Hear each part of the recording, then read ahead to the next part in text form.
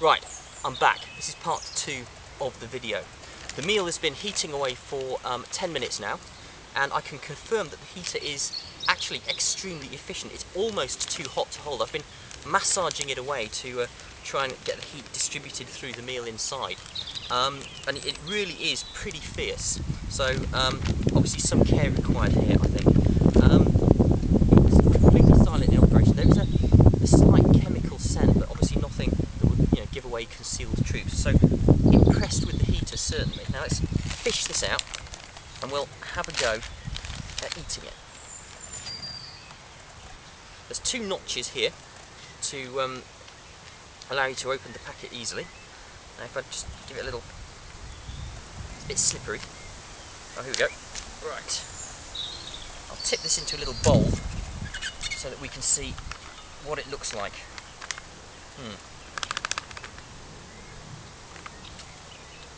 Well, I have to tell you that my initial impressions are actually not that favourable. It's got a slight savoury scent, but it doesn't smell particularly strong. And if I just bring it around in front of the camera so you can see it.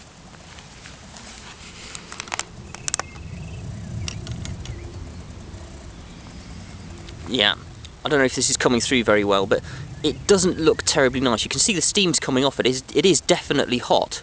There's short chunks of some sort of pasta ribbon, some chopped processed vegetables, and some chunks of chicken. So let's take our spoon and we'll have a go.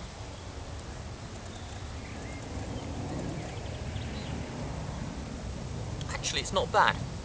The portion is not terribly large, but it's filling, it's warm, it's fairly tasty. It is quite salty, though that might be deliberate, of course, to replace salt losses from sweating. The chunks of chicken are, I suspect, probably not real chicken. They have a look of kind of processed or extruded meat of some description. It's not real chicken breast. The sauce is glossy and quite starchy. There's not a huge amount of vegetable in here, so I'm guessing that there's not a great deal of fibre in here. But it's certainly not unpleasant, at least for perhaps a couple of meals. I think after that it would start to pall. Definitely very starchy. While the meal was fizzing away, I had another fish around inside the packet, and I did find some more items of interest. This one here, this was hiding at the bottom. It says crackers on it. Presumably the crackers are there to go with the cheese spread. But I have to say that they are as hard. They're absolutely rock hard. They're like a small chunk of plywood. But I'll try those. In fact, I'll try those now. I think I will need my knife to get at these. Let's cut those open.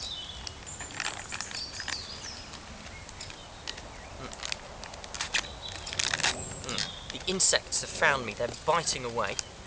Yeah, here we go. It's an American cracker. I suppose it's a bit like a matzo cracker. So if I take one of those, I'll cut open the cheese spread. Yeah, maybe for a roughy-tufty US Marine you can get into these things without a knife, but with my weedy kind of desk jockey hands I was having some difficulty.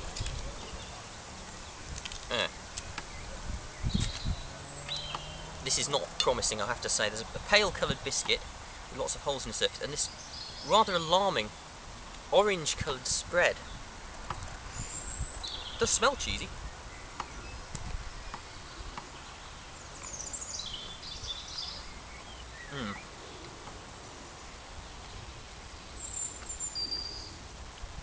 Well, all I can say in its favour is that it is sticking effectively to the cracker.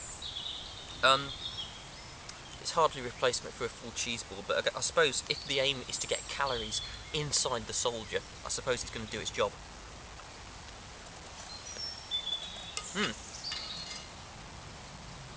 Also, on the back of the packet that came, that the main meal came in, there's actually some notes on combat nutrition, which I hear encouraging the soldier to eat the complete combat ration, or if you can't manage that, to at least eat some part of each of the items which have been provided.